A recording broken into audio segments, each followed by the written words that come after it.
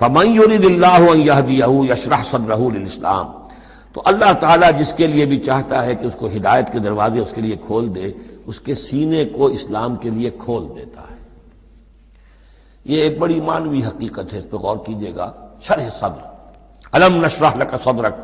یہ جو حضور کے لیے خاص طور پر شرح صدر جو ہے اللہ تعالیٰ نے ایک بہت بڑے احسان کے طور پر بیان فرمایا، الم نشرح لک صدرک، اس شرح صدر کی ہر مسلمان کو دعا کرنی چاہیے۔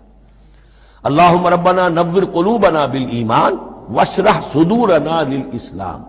اے اللہ ہمارے دلوں کو تو نور ایمان سے منور فرما دے اور ہمارے سینوں کو اسلام کے لیے کھول دے۔ اس کے معنی کیا ہے؟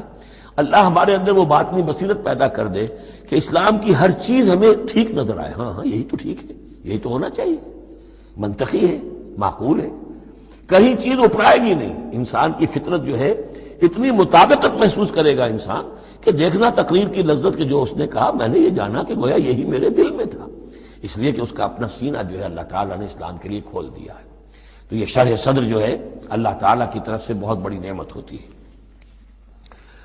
فمن یرید اللہ ان یہدیہ، اللہ جس کو ہدایت دینا چاہتا ہے یشرح صدرہ للاسلام، اس کے سینے کو اسلام کے لیے کھول دیتا ہے۔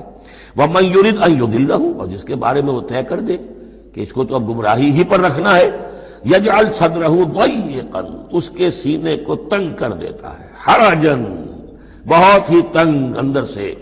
کانما یصعد فی السماء، ایسے محسوس کرتا ہے جیسے اسے آسمان پر چڑھنا پڑ رہا ہے، جیسے اونچائی پر چڑھتے ہوئے سانس پھول جاتا ہے، آدمی کو معلوم ہوتا ہے کہ میرا شاید دل دھڑک دھڑک کر باہر ہی نکل آئے گا۔ یہ ہے کہ ان کو حق کا قبول کرنا اتنا مشکل ہو جاتا ہے۔ جس شخص کا کے لیے اللہ تعالیٰ کی طرف سے شرح صدر ہے وہ حق کو قبول کرتا ہے، تکلیف بھی آتی ہے تو بڑی آسانی سے جھیل جاتا ہے، اور ایک وہ ہے کہ ذرا سا امتحان آ گیا تو معلوم ہوا کہ بس قیامت ٹوٹ پڑی، اور اب تو ایک قدم اور اٹھانا جو ہے، اور جس کو ہم کہتے ہیں قدم